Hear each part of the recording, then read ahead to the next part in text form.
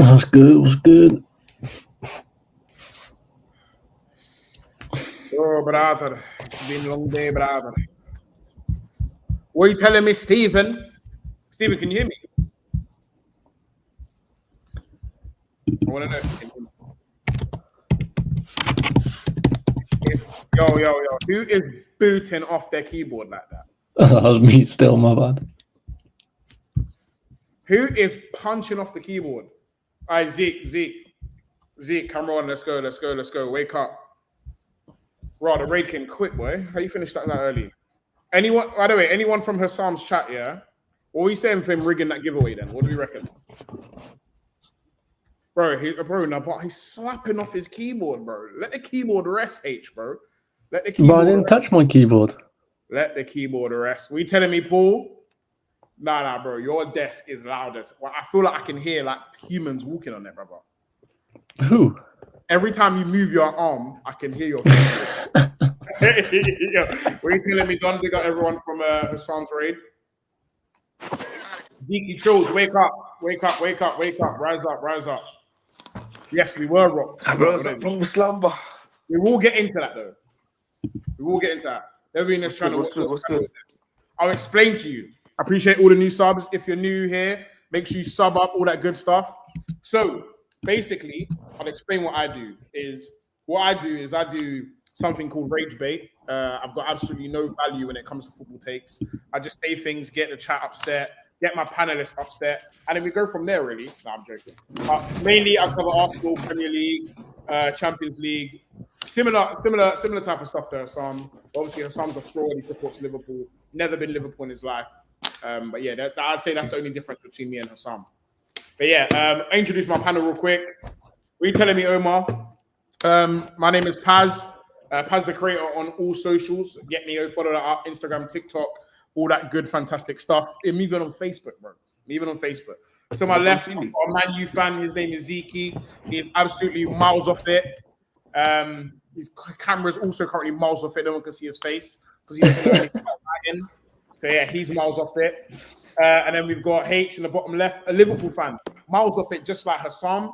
Got absolutely no Scooby about football, no Scooby about, what type of team to support. And in the bottom right, we got Trills, who's decided to not show up, miles off it. So I'm going to have to kick him off the stage. And then obviously, I would like to introduce my background, which is the greatest manager of all time. The real innovator, big. He started trolling already. He's trolling already. He's trolling already. We're 1 minute in. Do you know what he's like, bro? Do you know what he's like? I'm going to say something mental. No, I'm not going to say something mental. But We're 2 minutes in and you're already trolling. He struggled. No, I'm not going to troll. He did things so that all these other managers can breathe, brother. Do you see where I'm coming from? And you... Like if without Arsene Wenger, there is no other like these other guys. But I'm not rage baiting. You've conceded 2 goals and ran away to Bali. Can we talk about that?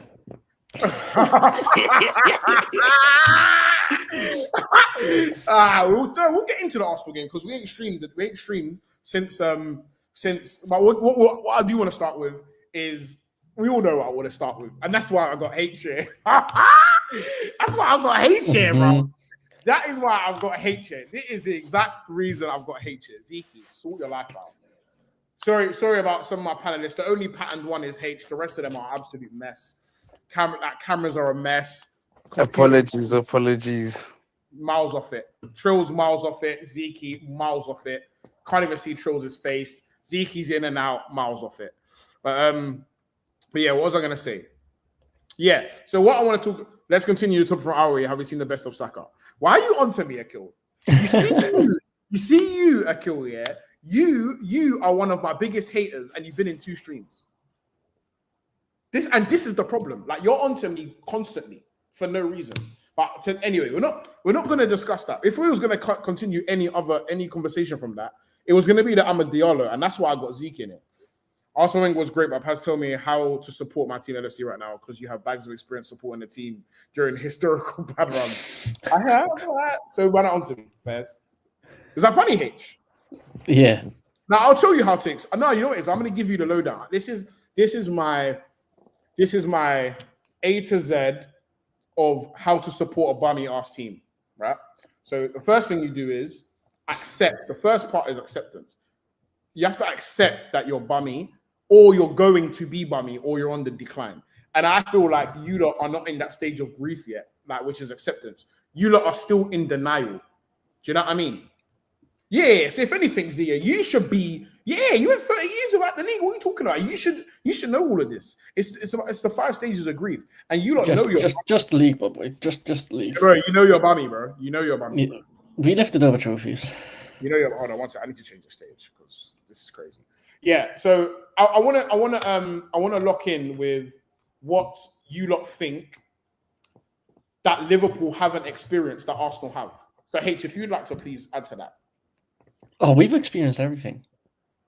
You've experienced Ricky Lambert, among others. Marko Grujic.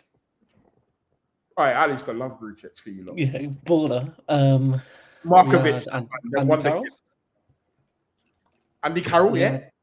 I don't think that was Balotelli. that bad. Yeah, you didn't get the worst end. You got the worst end of Balotelli. Yeah, that never ever made sense. It's actually you got the worst end of Balotelli as well. You got the worst end of it. Hey, Balotelli's dark. It's dark. Hold on, let me bring my man back. Hold on, I'm gonna bring my man back. Yeah, we've had some. There he is. Before we move on, Trolls, introduce yourself to the panel, man. You're on mute, brother. You're on mute, brother. Tell us, who do you support? Bit about yourself. Do you do any content? Tell us a bit about yourself, man. I'm Chelsea through and through. Content wise, everything. I'm crazy, but not that crazy. But crazy I'm enough. have to block Zeke. I'll be real. I'm fucking livid. Wow, man. Didn't need more Chelsea, man, bro. There's enough. Dread.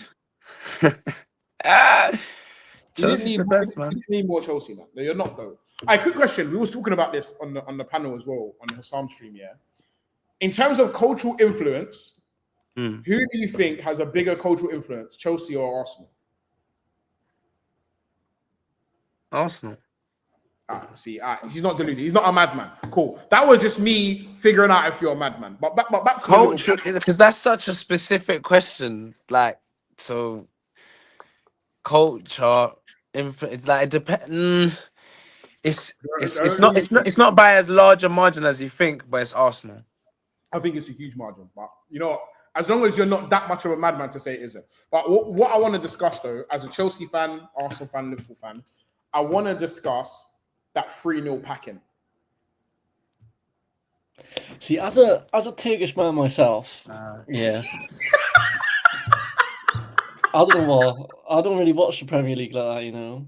Oh, you don't watch the Premier League? That's crazy because you are a Liverpool fan. I have it on Good Authority, actually. I actually have the screenshot from last stream as well, where you are a Liverpool fan. Would you like me to get that up or no? No, we keep that for a rainy day. You wear a Liverpool shirt last game. We need to stay away from so these one team are Arsenal, easy Chelsea. Yeah, facts. Yeah, Chelsea and Man City are a skid mark on the Premier League's history. But back to the 3-0 drumming. So can I ask you a question though, yeah? Mm-hmm. When you look at the problems Liverpool are having at the moment, do you think that is who are you pointing your finger at? Everyone. Yeah, I think. What percentage manager to players? It's hard, because it could be higher. Don't get higher up involved now. No, but we've had a whole new everything. Like this season, everything's changed. And I don't know. Like the players are the players. At the end of the day, the players play the game. Like that's who's kicking the ball. That's who's scoring the goals. That's who's saving the goals. Like, but okay. So I want to get your thoughts on something. Yeah. So I made a video today, which was kind of breaking down Liverpool demise. I was trying obviously I've been high off it for a while, so it took me a while to get the video out, right? Thinking of everything. Yeah, I've been literally injecting Ahmed was 4 hours long, but I had to cut it down. Yeah, it was. I did have to cut it down to 10 minutes. But yeah, so here's my thoughts on the Liverpool thing. Yeah, and here's something I think not a lot of people have considered. Is I wrote it in my notes actually. I've got it all written down. So I just want to go over who you have lost and who you signed last year. Yeah, because I don't think people have deeped it, and how important some of these signings are. So incomings, you've bought Isak, Ekitike, both strikers. So one of them are going to play. You bought a 10 in Works. You bought Frimpong, Kirkes, the Italian youth, and then you bought 3 goalies. Yeah? Chiesa. No, they had Chiesa. They already had Chiesa. Oh, no, shit. we bought a centre back. Yeah, the Italian youth. It was gone ACL. Oh, the one that got the ACL. Oh, Jordan. Yeah. And then what you've lost is Trent, Jota, Diaz, Nunes, Mikas, Harvey Elliott, Ben Doak, Ezri Konsa, Tyler Morton, and Nathaniel Phillips. Now, why did you say don't say Diaz? Because it's just sad. But this is the point, yeah. But this is the point. This is my main point, yeah. Is I'm not telling you that you've lost an unbelievable amount of talent, or you haven't, or like you haven't brought in better players. That's not my point. You have now changed your profile of everything that has worked for you since Klopp came in. Yeah. So what I mean by that is you've lost Trent, who is arguably one of the best deliverers of the ball ever in the Prem. Like you probably put him maybe in top 10. And then you've replaced him with Frimpong, who doesn't have anything close to that. He's a bomber up and down. Then you've bought Ekitike and Isak, who are completely different profiles to Nunes. Nunes is a dog. These two are luxury players. Nunes was pointless, bro. I'm not telling you that Nunes is like, oh my God, you got rid of Nunes. That's not what I mean. But then you've got Works, who last year you won the league with Szoboszlai in the 10, who is he's just a dog 10. He's not a luxury 10. So again, you've then changed the profile completely. But then I think Szoboszlai, Gravenberch, and Alexis works because of Szoboszlai's dog-like nature, whereas Gravenberch and Alexis McAllister are not dogs. So then you've got rid of Tsimikas, and then you've got rid of, and now these are the people that I think people are going under the radar. You've lost Harvey Elliott, Ben Doak, Konsa, Tyler Morton, and Nathaniel Phillips. Now, people be like, oh, all those players are poor. They're not good enough to play for Chelsea. And not Chelsea, sorry, Liverpool. And you could say you're right. However, that's your rotation. So when you have how many fixtures a year? You can't play the same 11 in every single fixture. So even Slot was complaining about the other day, when they don't play the 11, it's a bunch of kids. So realistically, that's our own fault. Yeah, it's your own fault because you just signed all your rotational options. Let's say, like, out of everyone we lost, Harvey Elliott's in my heart, I've got signed Harvey Elliott shirt, away, home, name on the back. Harvey Elliott's my guy, But like, I think he's a good player. We kind of went over it like last stream, Like, we signed the players we wanted and not what we needed. Like, we signed the centre back, Faze, we needed one, but we lost one. Joe Gomez is Joe Gomez where he's at now. We needed one, and now he's injured. We signed 2 strikers, which was just pointless. I know why we've signed 2 strikers, but we've tried to do this, and it hasn't worked already. We signed Wirtz, which Wirtz is Wirtz, Like, as much as he's stunk it up so far, he is a baller. As a player, he's a baller. Everyone knows that. No one can deny he's a baller because he is. But once again, he wasn't needed. And then the same as Isak wasn't needed. Frimpong is not because of Trent, it's because of Salah. 100%. Because Conor Bradley's a dog. I'd rather start Conor Bradley over Frimpong. That's my truth. When Conor Bradley's at his best, he's unreal. But that's when he's at his best. I just think he's better than Frimpong. But he's getting grilled because Salah don't come back. Conor Bradley's one of the only fullbacks in the league who is constantly left in a 1v1 scenario. Like, think about all the teams in the Premier League. All the wingers come back, all of them. Salah's one of the only ones who don't. It was like against City, Like, if you give someone like Jeremy Doku, who's good on the ball, he's quick, He'll kill everyone. If you give him 100 attempts at you, he's gonna make you look like you've had the worst game of your life. Because there's no one helping him. I'm watching my left centre back come over while Jeremy Doku is going through and Conor Bradley is about to tackle him and just slide tackle my right back. Like, I don't even know what's going on. Do you know what I think? Another issue as well. Salah needed to be phased out of that. I think he's getting towards the twilight years, and I think he needed to be phased out into a slightly different role for Liverpool, which allows him to not come back. But being a right winger in the Prem, how did VVD, Salah, McAllister become so shit suddenly? I think these players want the manager out. I don't think these players are not like as players. They're not like everyone's like, oh, Salah's, bro, the guy's been bagging 30 goals a season. People think he's now bad because he's not scoring 20, 30 goals. That doesn't make you a bad player. That's just his level. But once again, that's because we've put him with a goal-scoring striker. We Ekitike or Isak, whether he hasn't or not, whatever. But we've put him with that type of player. He hasn't played with that type of player the whole time he's been at Liverpool. He's also that hasn't been who he's been with.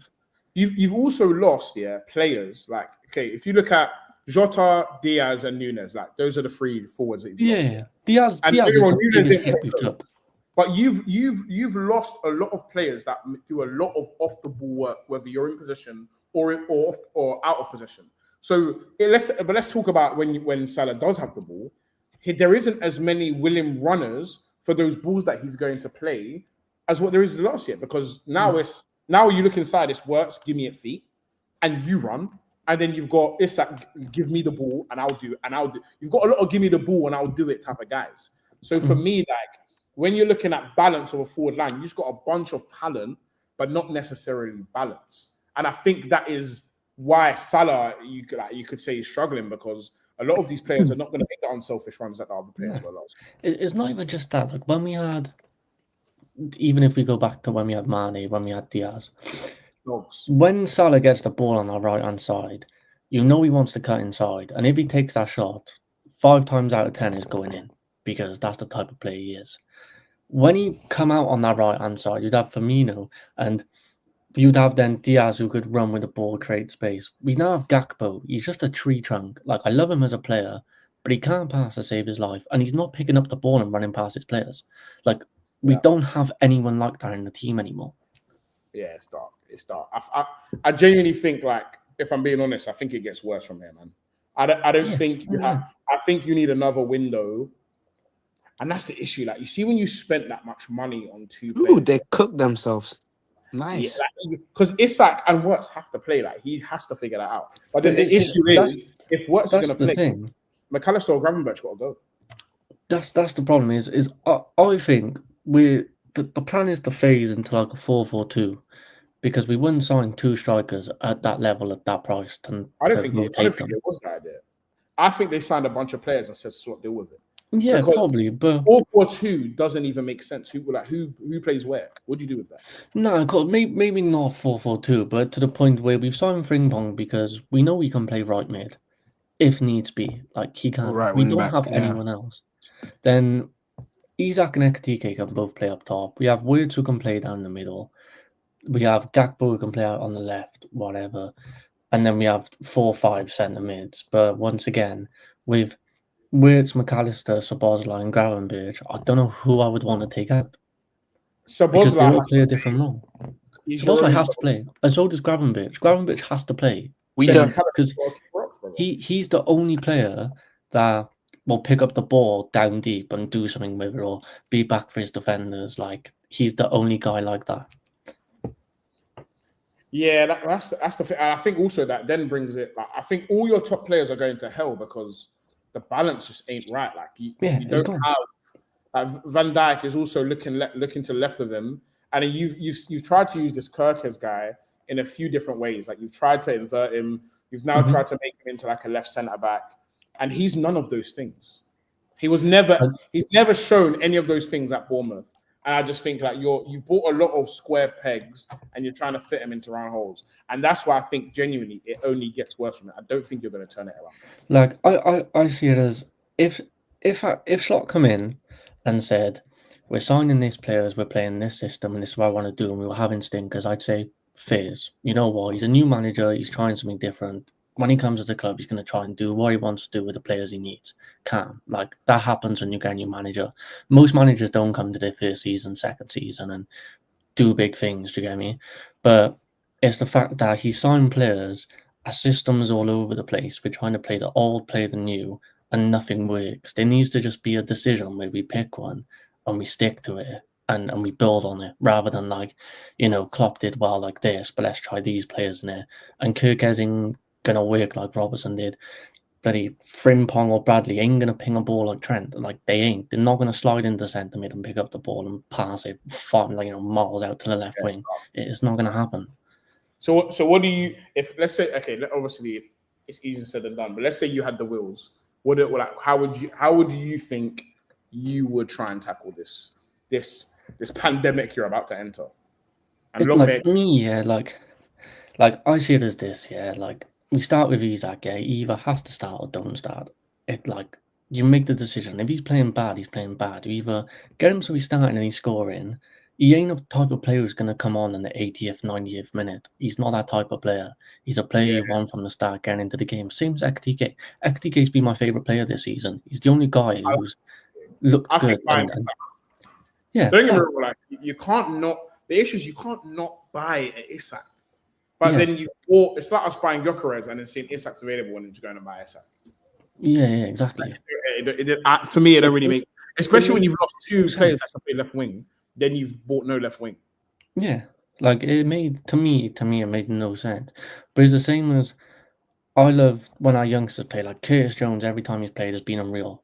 Every time he's played, he's been one of the best players on the pitch. And look at our midfield; we've got arguably a world-class midfield, and Curtis Jones is coming on and being one of the best players.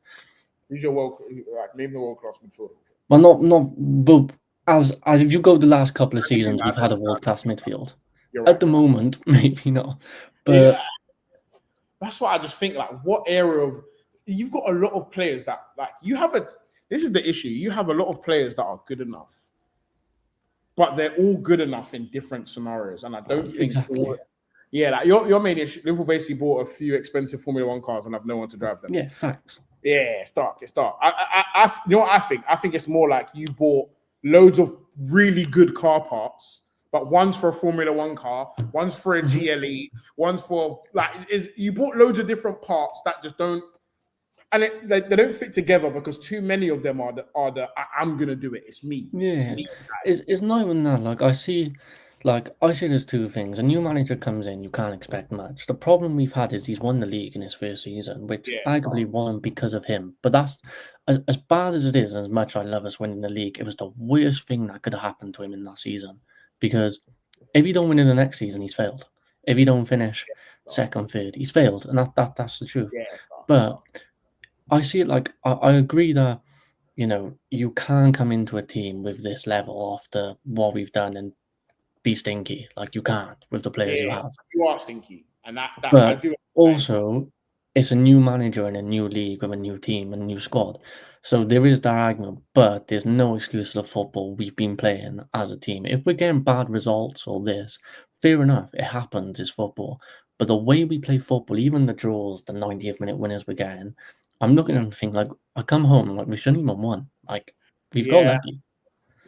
But do you know what it is? I thought last year that a lot of the things you were getting away with, I was thinking, how long can that last? And you won the league. Facts. I mean, he squeezed the most he can squeeze out of that scenario. Because even the team that he's got, like people say, oh, he inherited squad, but he also inherited a bit of a weird, kind of a weird squad, bro. And he was able to keep them consistent enough to see the title out, which I think is a good achievement.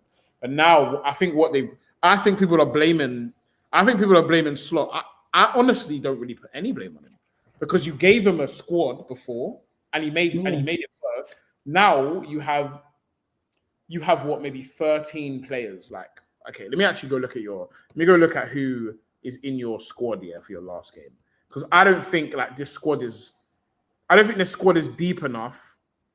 Okay, cool. Not. So your bench is made up of Joe Gomez, Kirkes, Endo, Curtis Jones, Isak, Chiesa, Gakpo. That's actually not bad. That's actually not bad. No, but it doesn't seem bad, but it doesn't seem bad when you look at it. But why are we 3-0 down as a team, away at Man City, even when we're 1-0, 2-0 down, and we're bringing on fullbacks? How did you think that game was going to go? Oh no, I never thought we were going to win. I thought we were going to get absolutely bad, and we did. That was the truth. Got touched, I'll be real. I accept that. I said coming into the season, City are not being doubted, but because of you yourselves who had a good season, us, we got a new manager, we signed this. City went under the radar of who they signed and who they still have. Like these guys forget they've got literally the best striker in the world. Like the guy is literally inhumane. I'm just hoping he gets injured, and then I think that could. Yeah, low key. If he gets, Doesn't it feel. don't even need it to be a mad injury, like 4 weeks. It's mad though, yeah, because you'll get 4 weeks. Bro, the guy could get injured, yeah, half the season and still score 30 goals. That's cool, but that 4 weeks is where we get we get 6 points ahead of them. 5 points, 4 points. I'll take that. Let me get 4 points out of that injury ahead of them, and I think we're good. Because right now that 4 points is a bit too close for comfort. Like if we fuck up one more time, now it's one game. So bro, we were 10, 20 points clear of City, and I was still like, until I see us, lift that trophy. Yeah, I don't believe it. Because but I also think that people are giving them like props for adapting and that. Yeah, and don't get me wrong, like props for changing the way you play. But when I look at it, I just think like how have you, like how good are you? You're losing 3 at the end of this month. Hold on. Our midfielder is way better than City's. We should have battered them, but for some reason, none of them play. I don't think your midfielder is way better than City's. I don't think like a midfielder, Szoboszlai, Gravenberch, and McAllister with Wirtz on the left and Salah on the right isn't what it was before because you had a bunch of grinders. Now you have a bunch of like Wirtz is not like people are like, oh, he runs this much in the game. He's not a dog. Hugo Ekitike is not a dog, and Salah's definitely not a dog, bro. Like, think about how many times you saw Conor Bradley 1v1. What fullbacks get left 1v1? Like, people get onto Saka. Saka never leaves the right back 1v1 ever. It's never ever. Sometimes you see Saka fall into our back line, bro. Like, it's dark. So, like, people are also scapegoating Conor Bradley for an experience that no other fullback has to deal with. No fullback has to watch their right wing chill on the halfway line while they're getting torched, bro. This is the problem again. Is like when we had Trent, we accepted as a club he cannot defend. Like we said, it's fine. Like just do everything else in it. But like you'd see him in centre mid when we're running back, and we'd have McAllister or Szoboszlai filling right back. Now we got Conor Bradley there. They're like, oh, he can defend, and his peak. It's just ISO every time. Every time. That's the fuck. Like you should especially when you got Doku on the left, who is one of the best players in the world at beating his man.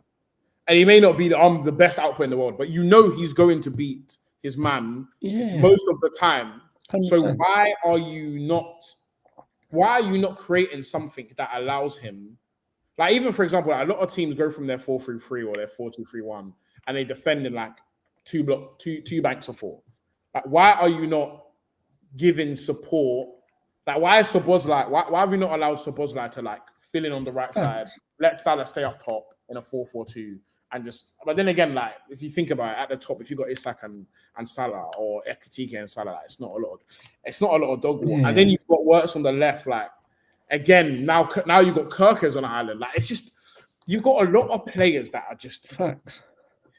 Like that are now making weaknesses bigger because like what do you do with them? Like these are quality players, but you got a lot of quality players, but what do you do with them? Bradley did very well against Doku. Hey, brother. I don't know, brother. I don't know, Zia. I don't know if he did do really well, but I also don't think it's his fault. Like, why are we probably in the world?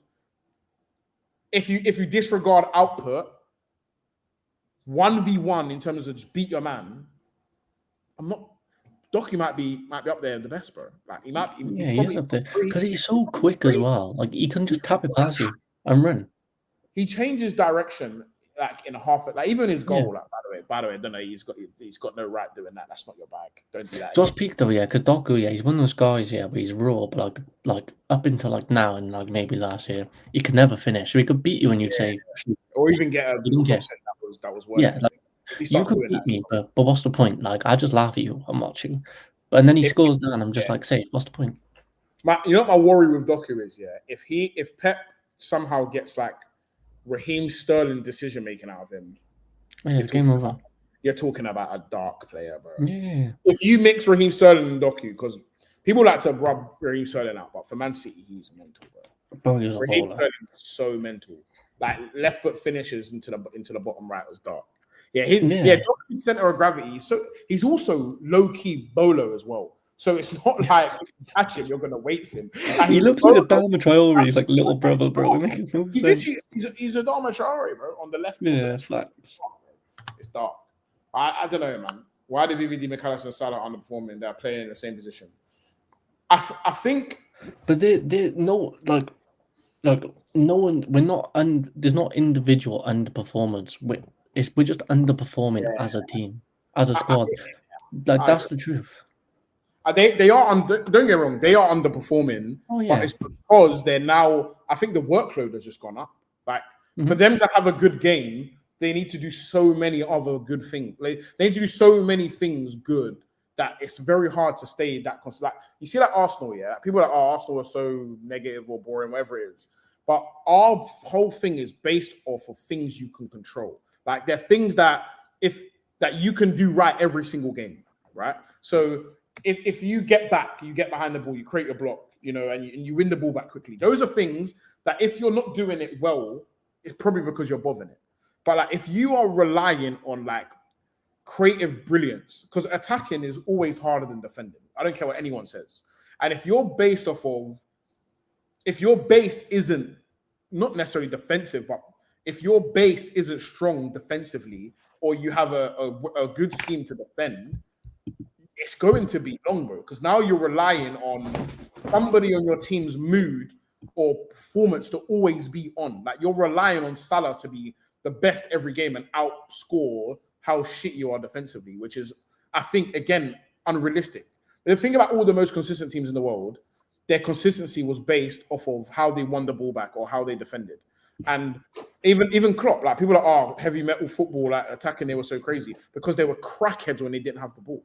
So their thing is based on defending. Same with Man City or the famous Barcelona teams. These teams are based on being crackheads off the ball first, and then regaining that level of control. Bar Klopp, because he likes to create chaos but win the ball back like a crackhead high up. So I just think like what your base defensively is just you don't have the characters for it at the moment or the profiles. I think Salah is horrible, bro. Yeah, like I think people can understand as well, especially with like Van Dijk, like Robertson, for example. Obviously, Van Dijk's a bit younger, Robertson's a bit older, but these guys have been playing the high line for the past 6-7 years, like non-stop running. Like people are still human. Like, bro, when you're playing 6 years of football straight and you're running up and down, constantly pressing, playing a high line, always running back, you're gonna get tired. Your legs ain't gonna be the same like they used to be. Like. That's how humans are. Van Dijk's older than Andy Robertson. Swear. Yeah, Robertson's 31. I think Van Dijk's 34. Yeah, Van Dijk's 34. And this is what guys don't understand. Yeah, he's 34 years of age. Like his legs are not what they used to be. Like, brother, like I know I couldn't run 90 minutes up and down the high line. Like I couldn't. Bro, this is the thing. Like I think. This and you know what it is? If I haven't got my troll hat on, like let's say I'm not trolling at all, no troll, no banter, nothing. I don't blame the players specifically or Arne Slot because I can't see a world in which Arne Slot said, yes, get rid of all my rotational options, get rid of my dogs. Obviously, Jota's scenario you can't control, but get rid of dogs and then bring in all of these luxury players, replace Tsimikas with Kerkez, which I think maybe you would have been happy with. Replace Frimpong with Trent, very different profile, and then go buy me a soft ass 10 and not a DM. I think about if I said to you, cool, Liverpool's midfield going into the season is going to be Gravenberch, Alexis McAllister, and Wirtz. I think you would think, oh, that sounds really good on the ball, maybe, but off the ball, it sounds like it's peak. It sounds like this is soft as shit. Like so, then let's say then you drop McAllister or like realistically, the equation is: do I drop Gravenberch or McAllister? And I also still don't think that solves the problem. But I really because then your wide players are also not grinding. So then you got Gakpo who I don't know. Yeah, I feel like he's sick of it. And then you've got Salah who ain't running for nobody. So and then you've replaced the piece of shit up front. Who did you play mostly up front last year? Diaz. Nah, we had like I don't want to say Nunes, but like Gakpo would play up front, Diaz left wing, and they rotate in and out. Yeah, that's dark. But again, Jota would play when he was fit. These are people that will constantly run off the ball whether you have it or you don't. And then you've replaced him with Isak. Isak can't even keep his hamstring on, bro. Mm. So when I think about it, like the window looked great on paper because of the names, but you've lost 12 players and signed 6, and then you bought 3 goalies. To be honest, if there's anyone to blame, it's gotta be LeBron. You got to pick, bro. He's an owner. I think people need to look. They replace Diaz, Jota, Nunez with Wirtz. Like, no left wing in there, and they also. But this is what I'm saying. But hear what I'm saying though, Akil. Yeah. If I said to a Liverpool fan, I'm gonna take Diaz, Jota, Nunez, and I'm gonna give you Wirtz, Ekitike, and Isak, you would bite my hand. Like last year, you would have bit my hand off for it, because you wouldn't think about like, okay, we've got all these great players. How does it work? How do we play them? Which I think is honestly okay, because as a fan, I think you should be allowed to say wow. And the people that are paid millions to balance the team should be able to balance the team, brother. But I should be able to, as an Arsenal fan, I should be able to be happy with their team signing Isak. The fact that you signed all these players and now you're unhappy, I don't think people should be blaming Arne Slot or like our tactic, because I'm not sure your answer is a tactical answer. I think it's a personnel problem, which I don't think Arne Slot has created. You gave him a well-rounded squad that had less talent last year, and he won the league with it. So the only thing that's changed is the squad. Or would you pick 2 of the 3, you pick a cement. Don't get me wrong, like they should have gone and got a left winger, or like you could say you should have went and got a DM, should have went and got a centre back for sure. But if I told them, bro, if I offered Liverpool fans this window, they would have taken it. Yeah, everyone would have taken it. You'd be stupid not to. Bro, everyone would have taken it, bro. If I told you to sign Ekitike, Wirtz, and Isak, you'd be like, yeah, right, bro. Yeah, right. Yeah, okay, buddy. The thing is, it was like with the Matt Gahey thing when it fell through, yeah. Dark. To me, at that time, obviously before looking now, that was the most important signing of the season. Because yes, because put it this way now, if Konate or Van Dijk gets injured, we're doomed. We're done. Like, our defense is done. Like, say let's say Van Dijk gets in. Say international break, Van Dijk gets injured, we're doomed. Joe Gomez, in you go, buddy. Joe Gomez and Konate at the back. Like, we might as well play 10 up front. Like, it's pointless. That sounds like a dream. Yeah, it's dark. Like, what's the point? But that's what I say. Like, how can you blame Arne Slot for that? Like, I just don't get how. But this is the issue. Like, I think managers are always being grilled when I just don't.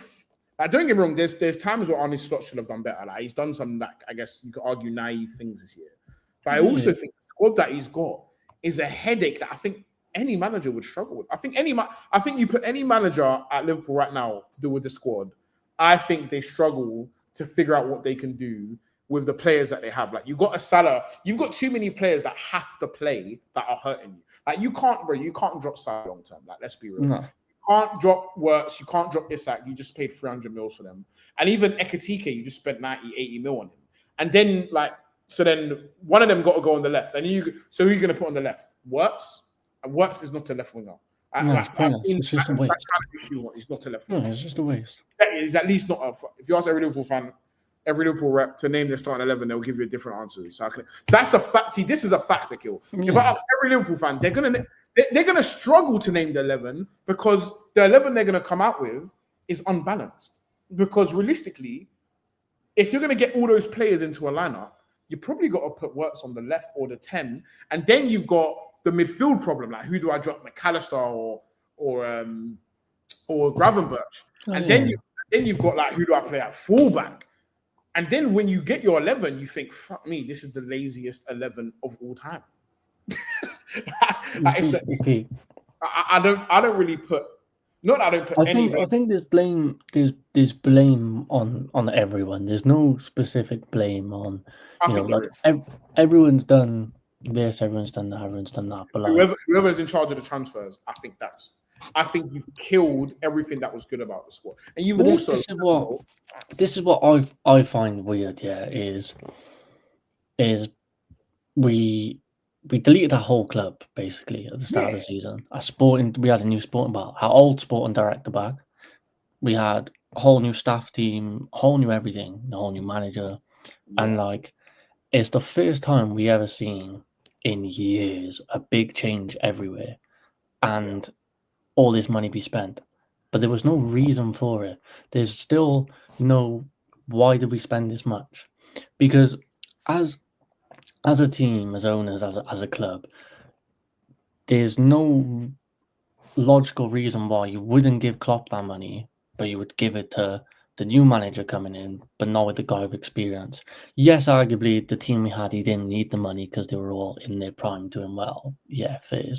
But for us to give our new manager a stupid amount of money for something we're not known for, and especially having American owners and just the way their sports work, they're going to invest in there. You'd be stupid not to.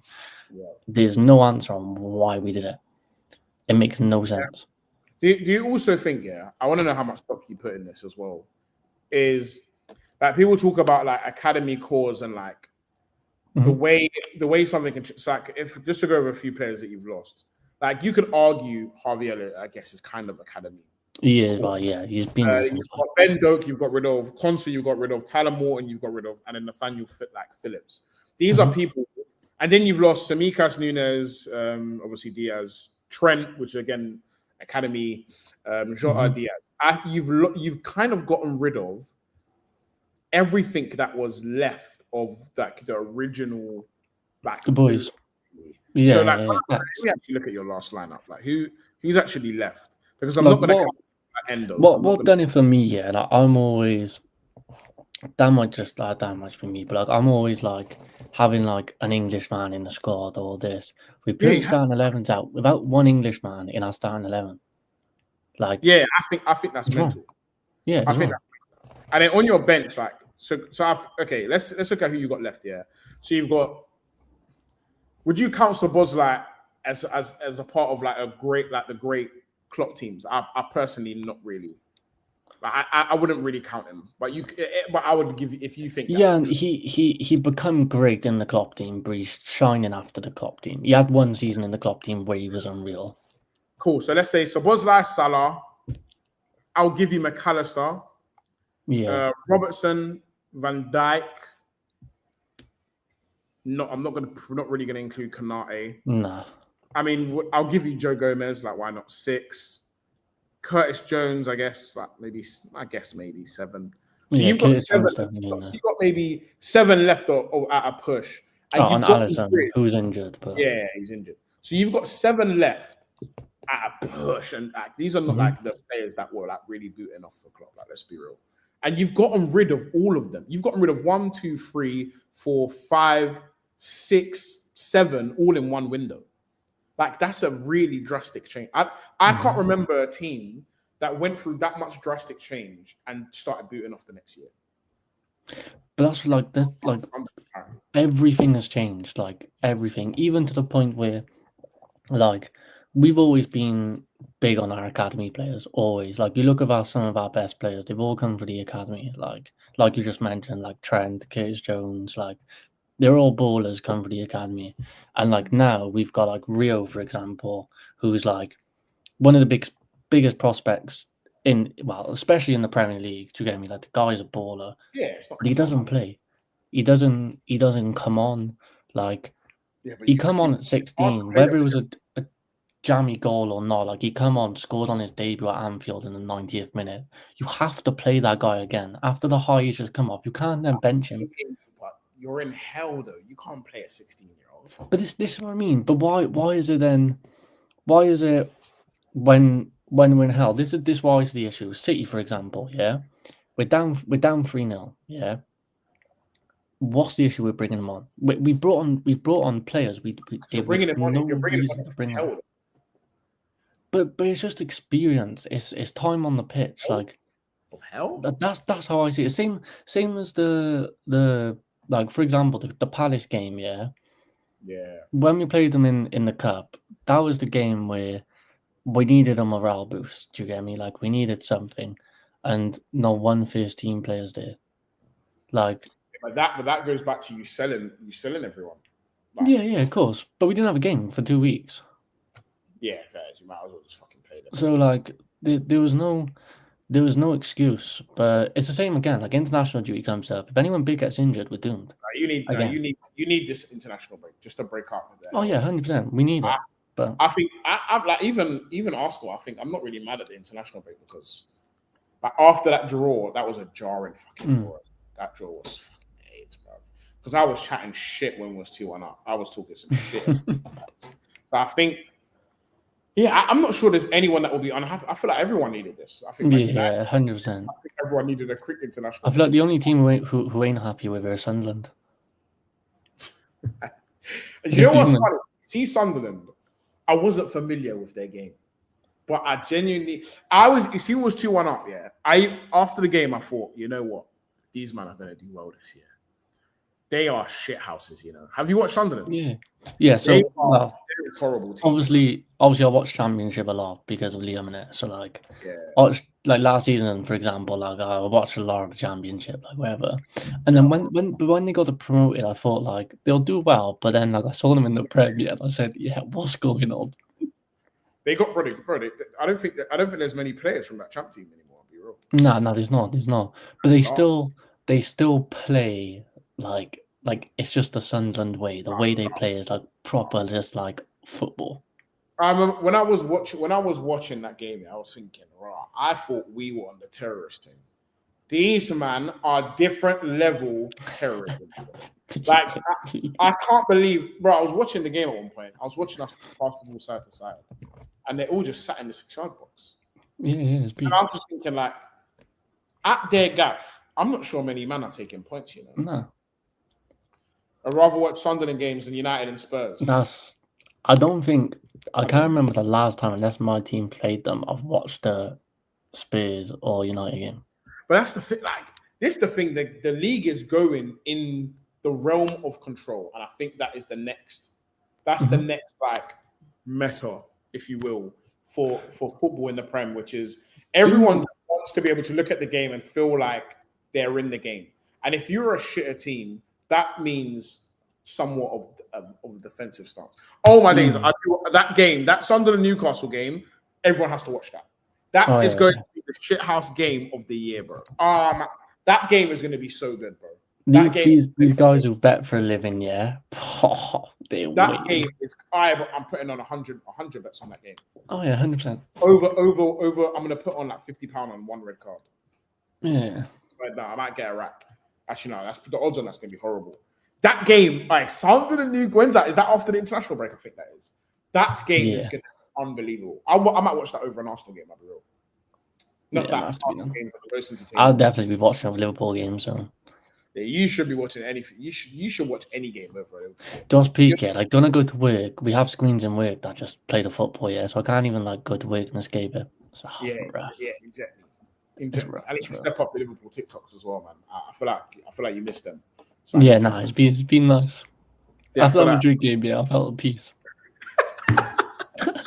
Bro, like how happy I was. Yeah, I could load up like, bro. When I tell you, when Liverpool lose, I won't touch Twitter, Instagram, nothing. Twitter's dark. I don't think Twitter's dark. Like, I'll come home, there's Netflix on. Get Netflix on. Just get to bed, bro. End the day. The day needs to be ended. Bro, you see when we beat Madrid, I was like this all night, Instagram, Twitter. I was like, What they saying now? Liking everyone. But you see when you won that game, did you think that was going to be like the beginning of something? Nah. That's the truth. Like, honestly. But I think Real Madrid kind of have a similar problem to you. Like, I think they're top of their league, but so it's not the same problem for sure. But this is the thing, like, not even to be like, the whole Anfield thing. When we went 1-0 up, like, the stadium was bouncing, like it's gonna make players perform, like blah blah, like that's how Anfield is. Every game this season we're down 1-0 and it's game over. Like it's dead. Yeah, but you need dogs to come back from 1-0. Like you need like players like Arsenal players.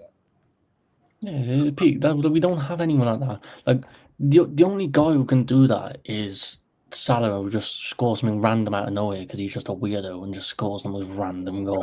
Just rub him out. double it. Exactly. But it's just tough as a fan. It's tough as a Liverpool fan. But I've accepted it. Like I'm to the point where I'm having to stink. Your acceptance makes me happy, bro. Yeah. Your downfall in general makes me happy. Like I said to everyone, I said, listen, like I grew up for a long time watching Ricky Lambert and Andy Carroll and Balotelli and Daniel Sturridge dance, like whatever. Like I've seen Brendan Rodgers. I've gone through some things. So I like the Brendan Rodgers era at Liverpool. Yeah, go ahead. I'm fuming he didn't win anything. Not even just because I wanted to win it yet. I thought that team was one of the most entertaining teams in the Prem ever. Joe Allen, I thought was a joke, bro. People wrote Joe Allen out. He was a joke for Liverpool, I think. Yeah. Suarez, bro. What guy? Fuck that guy, first of all. We should have. If we took Suarez off man. Yeah, it would have been peak. We would have won 90 league titles, bro. He was that good, yeah. There was guys on pundits saying Daniel Sturridge is one of the best strikers in the world. I couldn't believe my eyes. Daniel Sturridge was crazy, though. Yeah, no, he was a baller. Crazy. He was, but he wasn't doing that without Suarez. I mean, I think Daniel Sturridge had a good career for someone who could he managed to stay fit. I never forget. He come on against Chelsea. Yeah, just took one touch 40 yards out, just banged the top corner, and just stood there. I said, "Yeah." So Sturridge again is another very. Like, if I said, name the top 10 English strikers of all time, people wouldn't really say Sturridge. No. He's someone that I think is worth a mention. Like, I think he's crazy. 100%. Not above Walcott, but. Don't know about that guy. Everyone rubs Walcott out. Don't get wrong. No, I loved Walcott. He was the best player of all time. Yeah. In terms of people that actually he was fast and he could finish, and he made it work. I remember he stumbled. He did what he needed to do. Like Dwyer's, what frustrates me about most football fans is, do you know if a guy does what he needs to do and does it well, he's not considered world class. Because he's not doing this extra this. Yeah, but I also think that you have a bias as a fan and copium to where you have to find a way to rub people out. Like it's the same with Salah. Like I have to rub him out because I can't be sitting here breading him. Like I have to rub him out. Oh, of course. I didn't choose this life, but the Salah, the way I have to rub out Salah, bro. If Salah played for Arsenal, I'll tell you he's the best player ever created. Oh yeah. 100%. So that's the point. Like. I think people need to have that level of understanding. That people want everyone to be unbiased. I think everyone's biased, and I think people like to pretend they aren't biased because of I don't know, they want to pretend they're mature. I think you're always gonna back it up, man. Like even if every other team had a Saka, you would be talking about him like he's mental. The same thing with a Salah. Same thing with facts. Like even Sesko, bro. If Sesko was at Arsenal, I'd be like he's gonna come good. Trust me. But instead, I'm onto Sesko, bro. I'm so onto Sesko. Same with Gyökeres. If Gyökeres had 6 goals at another club, people are like, "Boy, he's got 6 goals." But because he's at Arsenal, you have to rub out. 100%. That's the whole point of being a fan is to rub. Yeah. Also, another thing and another stream. I don't know if you're in here, Ahmed, but you need to answer for your war crimes. A guy said to me, "Do you know who Ahmed Diallo is?" Who, me? Yeah, do you know who Ahmed Diallo is? Wasn't the footballer like fucking that shitter at Man United? He said to me, he said to the panel that he thinks Ahmed Diallo would not only start for PSG. Yeah, he's better than Bradley Barcola. He's better than Desiree Doué. He's better than Saka. Better than Esteval. And he said there's only 4 right wingers in the world better than Ahmed Diallo. And the ones he named was Lamau, Mbappe, I think he said Rodrigo and Elise. He said everybody else is not better than Ahmed Diallo. Safe. And this is my point. If they're the type of things I can't even entertain. Yeah, we just kind of moved on, bro. Like, you know what it is? But goes back to my point of bias, and every fan needs to accept they are biased. And if you think you're not biased, then no, facts. Even I can put it this way, you're going to be biased from the perspective of you can't watch every team equally.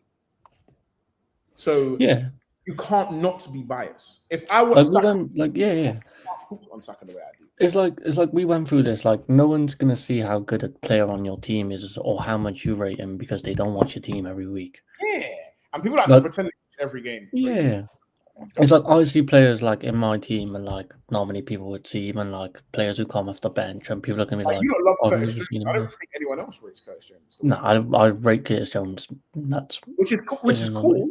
Like exactly, Curtis Jones is a good player, but you're not gonna rate him as much as me because I watch him every week. Yeah, because he don't even start for you, so I have to watch every game that you play. Yeah, facts. To see how good he is. So yeah. So everyone's gonna have that natural bias. Like even people like, what's a good example of who have Arsenal? Like, everyone watches Arsenal, so I feel like everyone watches Arsenal a good enough amount.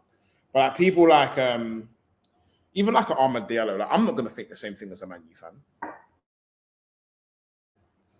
But yeah, bro, it's interesting, bro. I can't wait till the international breaks over so that we can really get back to this Liverpool hate watching, bro.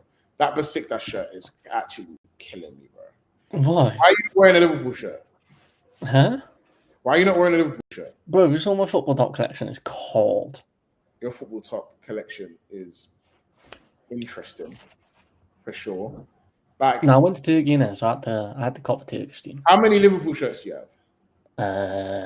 Every season from '96. Is it? And you still have them? That's mad. You should frame them. That's crazy. I've got. I haven't bought Arsenal shirt in ages.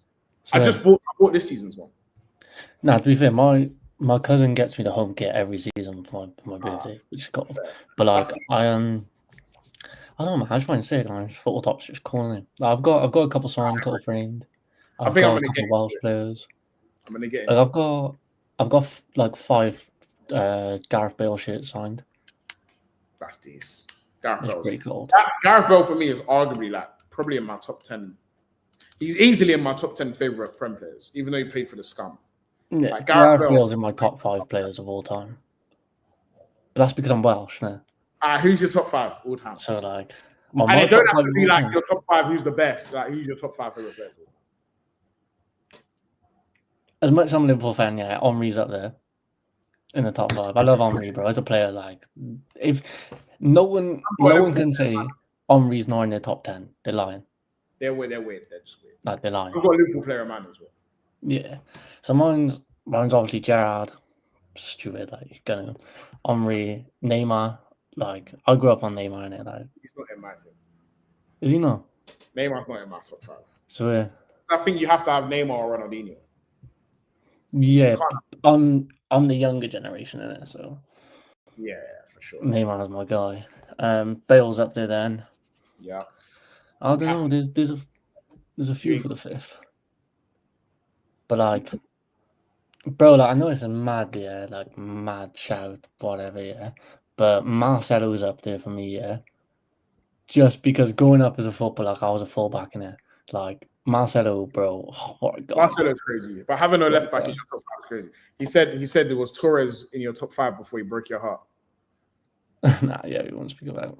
Torres at Liverpool, though, the aura was in. You see that Liverpool kit with the Adidas lines, yeah. That Torres with the blonde long joints, yeah, headband. Yeah, mental. Yeah, mental. Everyone wanted to do Spanish sometimes. Though. He made the Spanish thing look different still. Because he was the only one like that in the Spanish team. Everyone else was like little tiki-taka, right? He was just raps and a demonic. My top 5 is going to be Henry, Ronaldinho, Gareth Bale, because he's a lefty and I'm a lefty. Wait, hold on. Neymar represents what has been wrong with football in Brazil for the last decade. Once he goes to Brazil, he will be good again. God damn. Van Persie was top 5 for me before he switched. Yep. Van Persie was my top 5 before he became a rat. Zidane, do you know what it is? Zidane, yeah. People like to pretend he isn't, but he's just a bit slightly before my time. Like to where I didn't get the best of Zidane in it. So for me, Zidane is not in my top 5. Like, whereas I got Ronaldinho, I got Henry, I got even like I'd love to put R9 in there again. Getting back in his career for me. Yeah. So it will be Henry. Do you know what's mad? We're doing favorites in it, so that I would like this to be a safe space. You get me? Yeah. I'd like this to be a safe space. But you see Jack Wilshere. Yeah. I love that man more than I love some of my brethren. I feel like everyone has that player, no matter how bad or good they are. You just if you ask me something about Jack Wilshere, I'm gonna say something. I'm gonna say something mental. Like, don't ever ask me nothing about no Jack Wilshere. I'm gonna say something so mad that it's just gonna be rage bait, bro. Like, if you ask me what Jack Wilshere would have been if he didn't get injuries, I'll say something mad to you, bro. No, he was a baller though. I will say something so mad you might not even want to talk to me again. Like, for me, Jack Wilshere, bro, was the truth. So that is all-time great number 10. He was artist on the ball. Just think for fun. That cool. I'm not telling you that Zidane wasn't the player he was. He is just like, if I'm talking about my top 5 favorite players, I think people that name players before their time are a bit weird because you don't have that emotional connection with them because you didn't watch them play. You didn't watch them play week in, week out. It's like us with Finn, like us with Ronaldinho and Neymar, for example. Yeah, like I'm a bit younger than you, so I grew up watching Neymar. Like if I was watching like those skill videos back in the day, like it'd be Neymar this, Neymar that. You get me? So that's why mine's Neymar. I hear you. My top 5 is Buki. You know, I'm writing it down. It's Buki. I'm telling you now, you will never hear anyone come out with this top 5. Yeah, this is my top 5. I've written it down so I can. Man said you'll say Nasri, Ozil, or Rosicky. First of all, Nasri is a Nasri go. And I like Rosicky, but my top 5, yeah, in terms of players that I've liked the most off the top of my head, Jack Wilshere. Obsessed with Jack Wilshere. I love Jack Wilshere so much, bro. Ozil, bro. No one can tell me nothing about Ozil, bro. I'll argue till you die, bro. I don't care. But please watch R9 on video. Trust me, bro. I've watched all of everything. Don't get me wrong. I've watched everything there is to do with R9 and all of the. I grew up with older brothers. I watched all of this stuff. However, for someone to be my favorite player, I feel like I would need to have been there and watched you do. Like Jack Wilshere, I watched him do that to Barcelona. I watched those moments, bro. I watched him get injured and having to go like a bit deeper, lose a bit of pace. Like these are things I thought I went through with these people. Like you wouldn't come home after school and R9 be playing on the TV. Do you get me? Yeah. That just never happened to man, innit? And then so my top 5 is Jack Wilshere, Ozil, Bale. Because I swear down, you see Bale made me start, bro. Bale made me want to play be a winger, bro. I thought, I'm on this lefty cut and take him back. Thierry Henry and Busquets. You see Busquets. No one in this world can argue me about Busquets. No one in the world can talk to me about Busquets. And I'm obviously not going to pick Messi and Ronaldo. That's cheating. I don't even you see Fabregas. I love Jack Wilshere 50 times more than what I love Fabregas.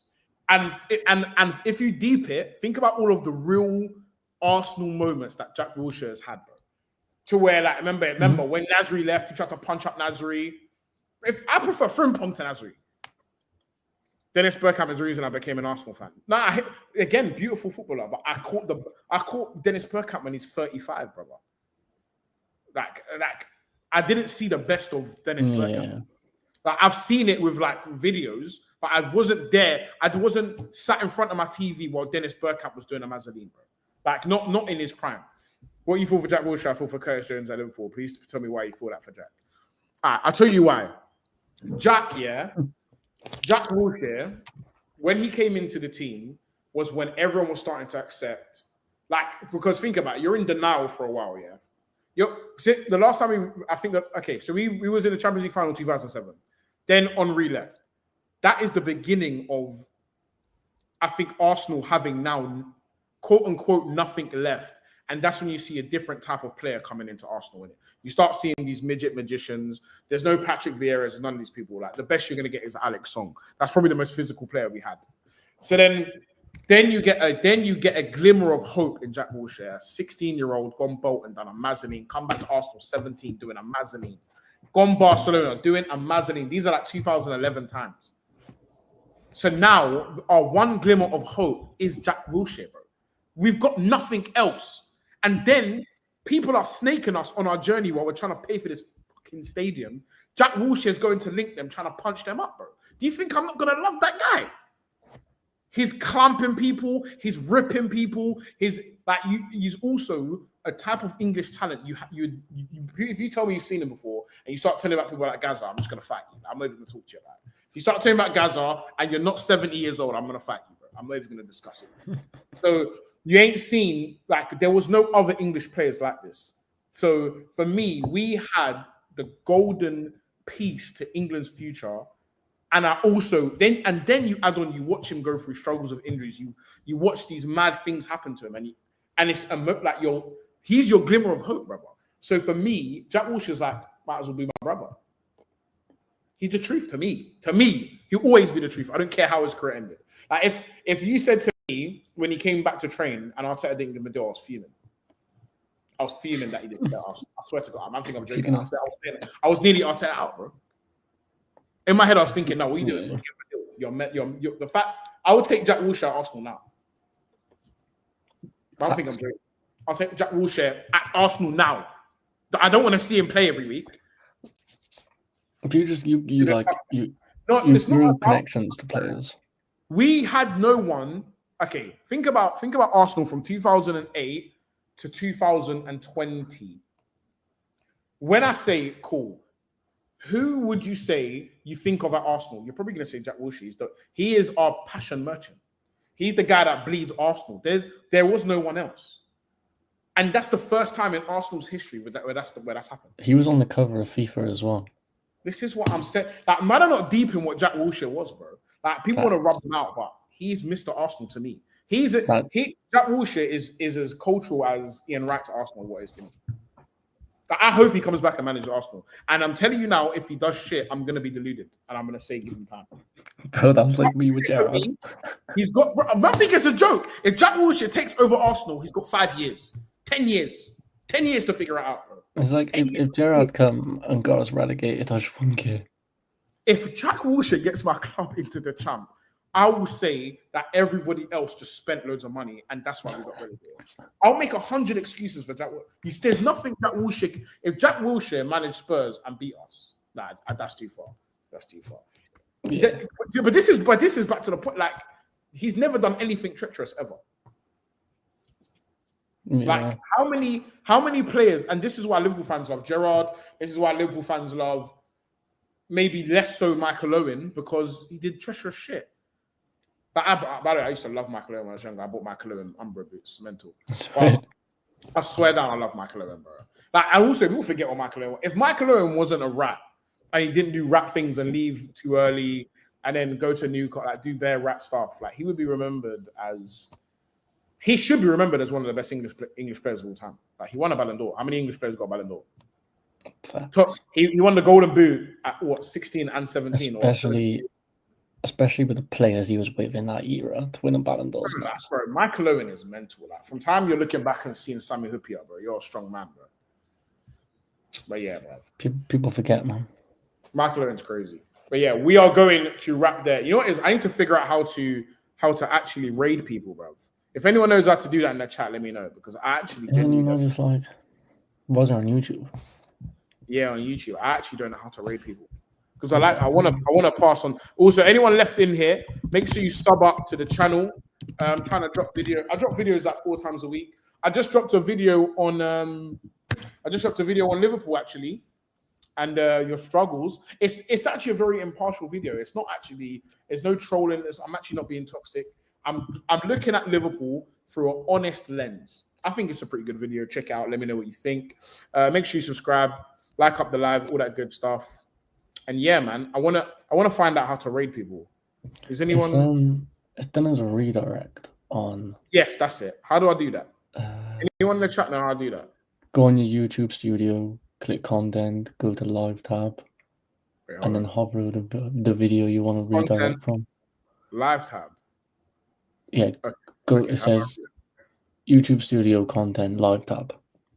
Yeah, cool. How the hell do I redirect it? And it says hover over the video that you want to redirect from. Okay, I'm hovering over it. Where does it say redirect there? It says wait there. This is very difficult. Saw a Liverpool video, very fair assessment. My brother, thank you very much. I honestly thought it took a lot for me to not troll in that video, bro. Stephen, it took a lot for me to not troll because I'm really trying to work on, being a bit fairer. Because at the end of the day, people, it's not everyone that what do you call it? It's not everyone that what do you call it? Found it.